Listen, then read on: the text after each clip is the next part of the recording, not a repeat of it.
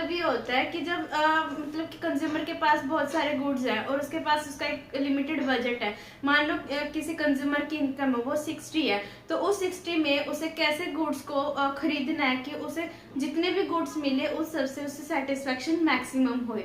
तो बहुत consumer preferences assume करते हैं बहुत सारे इकोनॉमिस्ट कंज्यूमर बिहेवियर को डिटरमाइन करने के लिए कि कंज्यूमर के पास बहुत बड़े सेट होते हैं, बहुत सारे सेट होंगे अलग अलग प्रेफरेंसेस के कि इस बंडल को कंज्यूम कर सकता है, इसको कंज्यूम कर सकता है अपनी लिमिटेड इनकम से। तो वो तो कंज्यूमर प्रेफरेंसेस का मीनिंग कि उसके पास बहुत सारे क्या होंगे सेट होंगे प्रेफरेंसेस का, जिसमें से वो चॉइस करेगा और वो गुड्स को कंज्यूम वो बंडल उठाएगा जिससे उसे मैक्सिमम सेटिस्फेक्शन होएगी। तो हम ऑर्डिनल अप्रोच के कुछ हमारी अजम्पशंस हैं। ऑर्डिनल अप्रोच की अजम्पशन ये है कि पहली बात तो कंज्यूमर होएगा जो रैशनल होएगा। रैशनल कंज्यूमर हमने लास्ट वीडियो में भी किया था कि उसका मतलब होता है कि कंज्यूमर अपनी मैक्सिमम सेटिस्फेक्शन को अचीव करने की हमेशा कोशिश करता रहेगा। फिर है कि यूटिलिटी को आप मेजर कर सकते हो, रैंकिंग की टर्म्स में मेजर कर सकते हो, हाई होगी लो होगी एटसेट्रा। थर्ड है कंप्लीटनेस। कंप्लीटनेस का है कि कंज्यूमर के पास प्रेफरेंसेस तो होंगी, या तो वो मतलब कि पूरे की पूरे जितने भी प्रेफरेंसेस उसके पास सेट होंगे सबको वो रैंकिंग दे सकता है। रैंकिंग कैसे दे सकता है कि मान लो उसके पास बंडल है, ए और बी है, सी और डी है। हो सकता है कि कंज्यूमर है जो इस बंडल को ज्यादा प्रेफर करे, इसको कम प्रेफर करे। तो हम कहेंगे कि कंज्यूमर है जो बंडल 1 को ज्यादा प्रेफर कर रहा है बंडल 2 से। और या हो सकता है कि कंज्यूमर इन दोनों के बीच में इंडिफरेंट हो। इंडिफरेंट का मतलब क्या होता है कि कंज्यूमर चाहे तो इस बंडल को कंज्यूम कर ले चाहे इसको कर ले, उसे कोई मतलब नहीं है, दोनों से उसे लगेगा कि उसकी सेटिस्फेक्शन क्या है मैक्सिमम होएगी। हो सकता है कि कंज्यूमर को लगे कि मुझे तो 1 बंडल है वो ज्यादा सेटिस्फाई कर रहा है तो वो इसे प्रेफर करेगा ओवर दिस।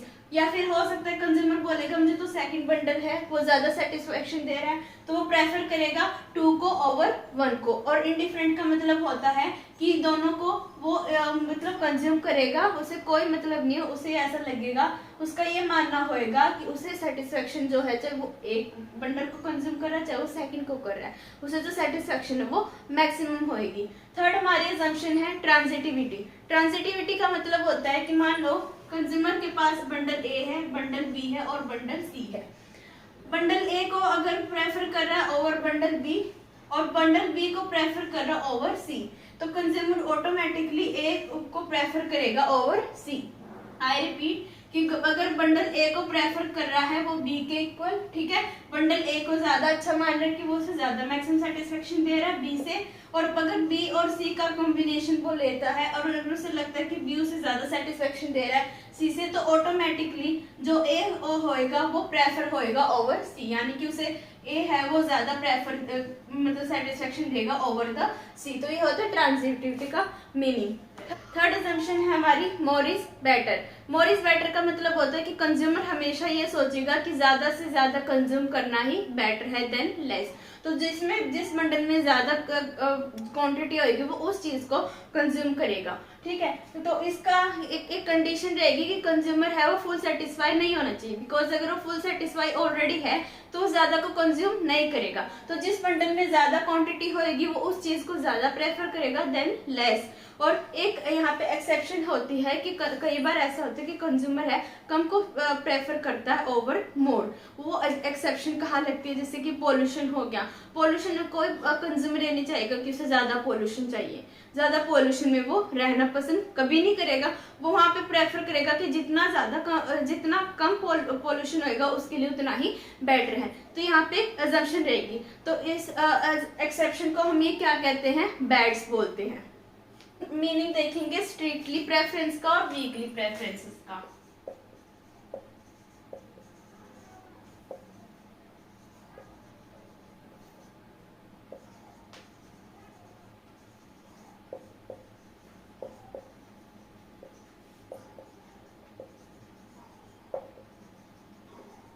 जब भी कंज्यूमर है प्रेफरेंस की बात करेगा तो 3 तरह के ऑप्शन हमारे पास आते हैं। एक आएगा स्ट्रिक्टली प्रेफरेंस, एक आएगा वीकली और थर्ड होता है इंडिफरेंस। स्ट्रिक्टली प्रेफरेंस का मतलब ये होता है कि कंज्यूमर है डेफिनेटली एक बंडल को ज्यादा लाइक करेगा, ज्यादा प्रेफर करेगा ओवर द अदर। मान लो ए बंडल है और बी है, तो यहाँ पे वो कंज्यूमर है जो वो अपने मतलब उसे पता है कि ए है उसके लिए डेफिनेटली ज्यादा सेटिस्फेक्शन देगा देन बी, तो वो हमें क्या करेगा, वो बी को इग्नोर ही करेगा, वो ए को कंज्यूम करेगा, क्योंकि वो डेफिनेटली लाइक कर रहा है। डेफिनेट है कि वो बी को नहीं जाएगा, वो ए पे रहेगा। वीकली का मतलब होता है कि कंज्यूमर है जब कंफ्यूज रहता है कि उसे ए ज्यादा प्रेफरेंस देगा या बी को देनी चाहिए उसे, मतलब कि कौन सा जो बंडल है उसे ज्यादा सेटिस्फेक्शन देगा, इसके बीच वो जो कंज्यूमर है कंफ्यूज रहता है कि जब इधर का ऑप्शन आपके पास आ जाता है तो वो होता है वीकली प्रेफरेंस। और इनडिफरेंस का मतलब होता है कंज्यूमर को कोई मतलब नहीं है कि कौन सा बंडल ज्यादा प्रेफरेंस करेगा, क्योंकि उसकी थिंकिंग वहां क्या होती है कि जो भी बंडल वो कंज्यूम कर रहे हैं उसे सेम सेटिस्फेक्शन उसे मिलेगी। ऑर्डिनल अप्रोच को देखते हैं कि ऑर्डिनल अप्रोच को हिक्स ने और एलन ने इंडिफरेंस कर्व के थ्रू एक्सप्लेन किया था। इंडिफरेंस कर्व होता क्या है? इंडिफरेंस कर्व होता है जिसमें हर जो गुड्स होते हैं, दो गुड्स होते हैं, उनके अलग अलग कॉम्बिनेशन शो करते हैं और हर कॉम्बिनेशन है कंज्यूमर को इक्वल सेटिस्फेक्शन देता है, तो उसे हम कहते हैं indifference curve. I repeat, indifference curve shows all the combination of two goods which yield the maximum satisfaction to the consumer, कि जो कंज्यूमर कोई भी कॉम्बिनेशन को उठाए जिसमें दोनों गुड्स के कॉम्बिनेशंस होते हैं, हर कॉम्बिनेशन है जो कंज्यूमर को मैक्सिमम सेटिस्फेक्शन या फिर हम कह सकते हैं सेम सेटिस्फेक्शन देगा। तो अब हम इसे देखते हैं टेबल और डायग्राम की हेल्प से।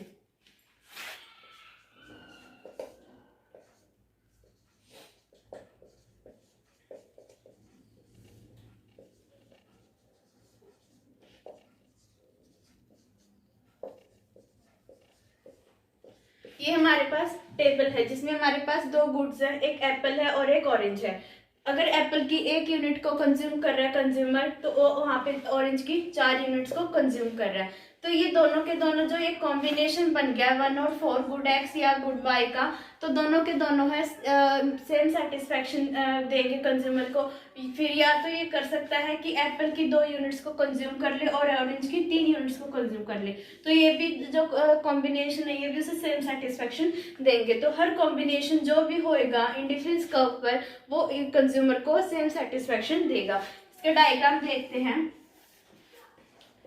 एक्स एक्सिस पर एक गुड ले लेते हैं और वाई एक्सिस पे अदर गुड ले लेते हैं। अब हम इस डायग्राम में यूनिट्स को प्लॉट करते हैं।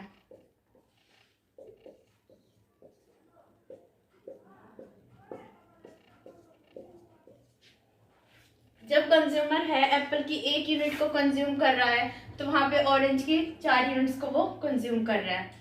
एक कॉम्बिनेशन तो हमारे पास ये हो गया। सेकंड है हमारा जब एप्पल 2 ले रहा है और ऑरेंज 3 ले रहा है, एक कॉम्बिनेशन ये बन गया हमारा। और सी है जो 3 ले रहा है एप्पल और 2 ऑरेंज कंज्यूम कर रहा है, एक कॉम्बिनेशन हमारे पास ये है। और फोर्थ कॉम्बिनेशन है जब 4 एप्पल यूनिट्स की ले रहा है और 1 यूनिट ऑरेंज की ले रहा है। तो ये हमारा जो बनेगा इंडिफरेंस कर्व, ये कन्वेक्स टू द ओरिजिन होएगा। ये कभी भी एक्स या वाई को टच नहीं करता है, क्योंकि हम क्या मानते हैं कि हमारे अजम्पशन होती है ऑर्डिनल अप्रोच की कि कंज्यूमर है अपनी सारी की सारी इनकम को स्पेंड करेगा, लेकिन एक गुड पे नहीं करेगा, वो 2 गुड्स पे करेगा और ऐसे बंडल्स को उठाएगा जो उसे सेम सेटिस्फेक्शन देंगे। अब हम देखते हैं कि इंडिफरेंस मैप क्या होता है। इंडिफरेंस मैप होता है जब सारे के सारे इंडिफरेंस कर्व है एक मैप पे आ जाते हैं। Set of the indifference curve is known as indifference map. बहुत सारे इंडिफरेंस कर्व आगे हैं, अलग अलग सेटिस्फेक्शन दे रहे हैं। इस इंडिफरेंस कर्व में जितने भी बंडल होंगे, जितने भी कॉम्बिनेशन होंगे, सब सेम सेटिस्फेक्शन देंगे कंज्यूमर को। इस पे होंगे जितने भी कॉम्बिनेशंस, वो भी सेम सेटिस्फेक्शन देंगे। तो जब आईसी बहुत सारे एक ही कर्व पे बनते हैं, एक ही डायग्राम पे, तो हम उसे कहते हैं इंडिफरेंस मैप। हम देखते हैं मार्जिनल रेट ऑफ सब्स्टिट्यूशन क्या होता है।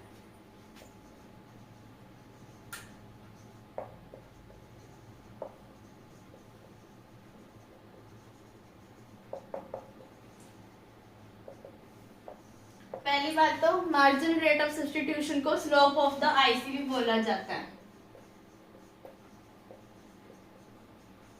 स्लोप ऑफ आईसी कैसे बोला जाता है वो भी हम डिस्कस करेंगे। मार्जिनल रेट ऑफ सब्स्टिट्यूशन होता है कि कंज्यूमर किस रेट पे एक ज्यादा गुड की यूनिट को कंज्यूम करने के लिए दूसरी यूनिट्स को कितना गिव अप कर रहा है, वो होता है marginal rate of the substitution. I repeat, वो रेट किस रेट पे कंज्यूमर गुड एक्स की एक ज्यादा यूनिट को कंज्यूम करने के लिए गुड वाई की कितनी ज्यादा यूनिट्स को सेक्रीफाइस करने को तैयार है, वो होता है marginal rate of the substitution. अब हम इसे टेबल और डायग्राम के थ्रू देखते हैं।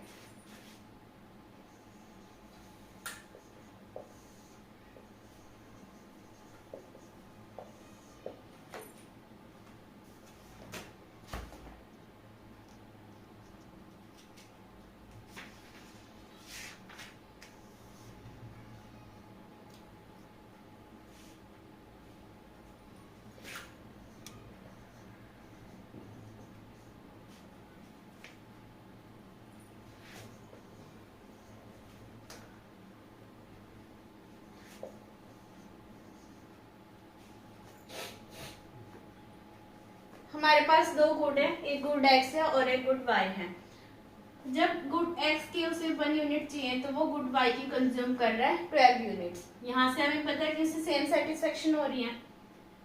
फिर एक एडिशनल यूनिट है जो उसे कंज्यूम करने के लिए कंज्यूमर है 4 यूनिट्स को गिव अप करने को तैयार है, यानी कि उसे गुड एक्स 1 यूनिट और ज्यादा चाहिए, उसके लिए वो गुड वाई की 4 यूनिट्स को सेक्रीफाइस करने के लिए तैयार है। फिर हम देखते हैं एक और एडिशनल यूनिट को गेन करने के लिए कंज्यूमर जो है 3 यूनिट्स को गिव अप करने के लिए तैयार है।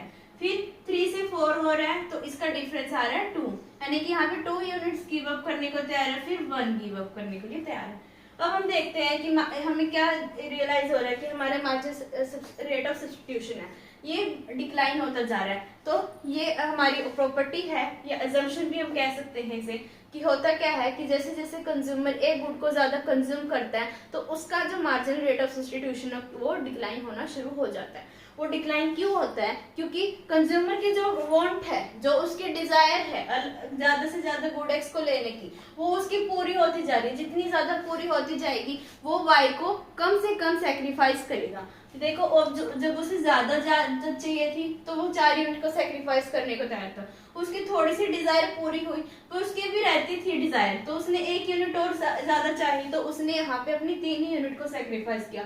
फिर वो 2 को कर रहा है, फिर वो 1 को कर रहा है। तो जो हमारा मार्जिनल रेट ऑफ सब्स्टिट्यूशन है वो डिक्लाइन होता जाता है जैसे जैसे जो कंज्यूमर है वो सेटिस्फाई होता जाएगा, या एक गुड को वो ज्यादा से ज्यादा जब कंज्यूम करना शुरू कर देता है तो दूसरे की गुड की को जो सेक्रीफाइस करना होता है वो उसका कम होना शुरू हो जाता है। तो मार्जिनल रेट ऑफ सब्स्टिट्यूशन क्या होता है? वो डिक्लाइन होना शुरू हो जाता है। अब हम इसे देखते हैं टेबल की हेल्प से। वाई एक्सिस पे हम गुड वाई रखेंगे और एक्स एक्सिस पे हम गुड एक्स रखेंगे।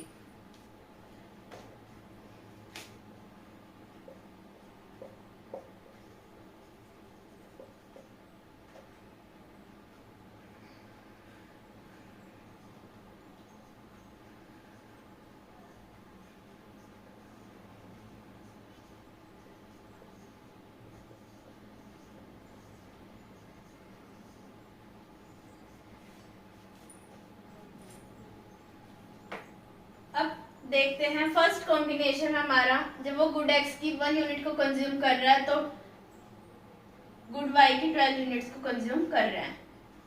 ये हमारा बन गया फर्स्ट कॉम्बिनेशन। सेकंड है वो 2 यूनिट्स जब कंज्यूम कर रहा है तो वो सिर्फ 8 यूनिट्स को ही वाई की कंज्यूम कर रहा है, वो 4 यूनिट्स को सेक्रीफाइस कर रहा है एक ज्यादा यूनिट को कंज्यूम करने के लिए।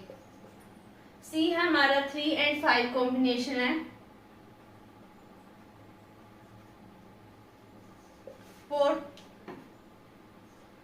4 and 3,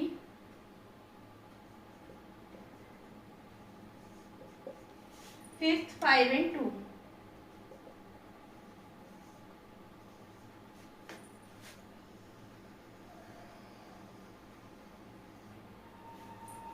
ये मार्जिनल रेट ऑफ सब्स्टिट्यूशन का कर्व है।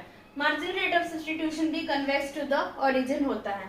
ये कन्वेक्स टू द ओरिजिन कब होता है? जब marginal rate of substitution decline होता है। बट कुछ केसेस होते हैं जिसमें ये जो होती है ये स्ट्रेट लाइन होती है। स्ट्रेट लाइन कब होती है? जब आपका marginal rate of substitution constant रहता है। वो कौन सा केस होता है? जब गुड्स होते हैं वो परफेक्ट सब्स्टिट्यूट्स होते हैं। मान लो 2 गुड्स हमारे पास, एक कोलगेट है और एक पेप्सोडेंट है। कोई फर्क नहीं पड़ता, दोनों टूथपेस्ट में आते हैं तो परफेक्ट सब्स्टिट्यूट्स होते हैं। तो कंज्यूमर एक कोलगेट को लेने के लिए पेप्सोडेंट को सेक्रीफाइस नहीं करेगा, तो वहां पे हमारा जो मार्जिन रेट ऑफ सब्स्टिट्यूशन का कर्व है वो हमारा स्ट्रेट लाइन होता है, यहाँ पे कांस्टेंट होता है। अब यहाँ पे दो अलग अलग गुड्स हैं, यानी कि इम्परफेक्ट सब्स्टिट्यूट्स है। गुड एक्स मान लो हमारा है एप्पल एंड गुड वाई हमारा मैंगो, तो एक अलग अलग गुड्स हो गई। ऐसा तो नहीं हो सकता कि एप्पल को खा के आप मैंगो को सेटिस्फाई कर सकते हो, नहीं।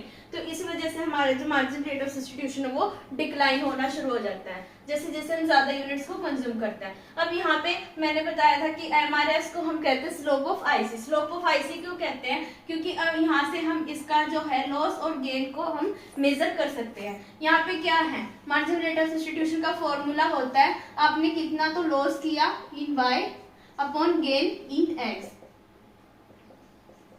लॉस ऑफ वाई यानी कि यहाँ पे आप कितनी यूनिट्स को क्या कर रहे हो, सेक्रीफाइस कर रहे हो, एक ज्यादा यूनिट को आपने गेन किया, यानी कि यहाँ से 2 या 3 से जा रहा है, यानी कि आप यहाँ पे x का जो है वो गेन कर रहे हो। कितनी यूनिट्स गेन की? 1 की। अब लॉस इन y, आप y को कितना सेक्रीफाइस कर रहे हो? 8 से आप 5 तक आए, यानी कि 3 यूनिट्स आपने सेक्रीफाइस की, तो ये हमारा MRS क्या आ गया? 3 आ गया। इस वजह से इसे हम क्या कहते हैं? स्लोप ऑफ आईसी कहते हैं, क्योंकि यहाँ से हम गेन एंड लॉस जो कंज्यूमर को हो रहा है वो हम निकाल सकते हैं। तो हम प्रॉपर्टीज ऑफ आईसी करते हैं। प्रॉपर्टीज, फर्स्ट प्रॉपर्टी है इसकी convex to the origin. Convex to the origin का मतलब होता है कि एक ज्यादा से ज्यादा गुड को कंज्यूम कर रहा है तो वो उतने से सेक्रीफाइस भी कर रहा है। 2 गुड्स है उसके पास, एक गुड एक्स है एक गुड वाई है। अगर गुड एक्स की 1 यूनिट उसे ज्यादा चाहिए तो कितनी यूनिट्स है गुड वाई की सेक्रीफाइस करेगा कि उसे सेम सेटिस्फेक्शन दोनों गुड से हो जाए। तो उस वजह से जो इसकी शेप होती है वो होती है convex to the origin. Second हमारी प्रॉपर्टी है डाउनवर्ड स्लोपिंग होता है फ्रॉम लेफ्ट टू राइट। ये डाउनवर्ड स्लोप क्यों होता है? क्योंकि आप एक यूनिट को सेक्रीफाइस करते हो एक यूनिट को गेन करने के लिए, तो स्लोप डाउनवर्ड है इसकी। थर्ड हमारा higher IC give higher satisfaction. जितनी ज्यादा ऊपर आईसी होएगा उतनी ज्यादा सेटिस्फेक्शन होगी। मान लीजिए हमारे पास ये 2 आईसी कर्व हैं, IC1 IC2 IC3। यहाँ पे जो सेटिस्फेक्शन उसे मिल रही है कंज्यूमर को वो मिल रही है मान लो 1 और 2 यूनिट्स। फिर हम अगर इस बंडल पे देखें तो यहाँ पे उसे दोनों गुड्स ज्यादा मिल रहे हैं। यहाँ पे अगर आप देखोगे तो उसे यहाँ पे भी दोनों गुड्स ज्यादा मिल रहे हैं। तो जितना ज्यादा हायर पे होएगी आईसी कर्व उतनी ज्यादा कंज्यूमर को सेटिस्फेक्शन होएगी। फोर्थ हमारा IC never touches x axis और वाई एक्सिस। आईसी कभी भी एक्स एक्सिस या वाई एक्सिस को टच नहीं करेगा। क्यों नहीं करेगा? क्योंकि अगर उसने एक्स और वाई को टच किया तो इसका मतलब उसे एक गुड बिल्कुल भी कंज्यूम नहीं कर रहा है और सेकंड को पूरा कर रहा है, जो पॉसिबल नहीं है। क्योंकि आपके पास अगर 2 गुड्स है, एक गुड एक्स एक गुड वाई है, तो आपको ऐसे कॉम्बिनेशंस को चूज करना है जो आपको इक्वल सेटिस्फेक्शन दे दोनों गुड्स में। अगर आईसी है वाई एक्सिस या एक्स एक्सिस को टच करता है तो उसमें क्या होता है कि आप एक गुड को कंज्यूम नहीं कर रहे हो, जो आईसी के assumptions के ऑपोजिट हो जाएगा, तो वो भी नहीं होता है। IC never intersect each other. IC कभी भी इंटरसेक्ट नहीं करेगा एक दूसरे के साथ। क्यों नहीं करेगा? क्योंकि वहां पे उसे रिजल्ट्स हैं वो इनकंसिस्टेंट मिलेंगे। कैसे? ये IC1 है और ये IC2 है। यहाँ पे देखा जाए तो मान लो ये कॉम्बिनेशन तो हमारे सही है कि हाँ यहाँ पे भी उसे सेटिस्फेक्शन इक्वल हो रही है, यहाँ पे भी। लेकिन आप यहाँ नहीं बता सकते कि कौन से गुड को कंज्यूम करके इक्वल सेटिस्फाई हो रहा है और कौन से आईसी पे उसे ज्यादा सेटिस्फेक्शन हो रही है, जबकि हमने पढ़ा कि हायर पे ज्यादा सेटिस्फेक्शन उसे मिलेगी। यहाँ पे हम नहीं बता सकते कि उसे कौन से आईसी पे गुड्स को कंज्यूम करके इक्वल सेटिस्फेक्शन मिल रही है, तो आईसी कभी भी इंटरसेक्ट नहीं करते हैं।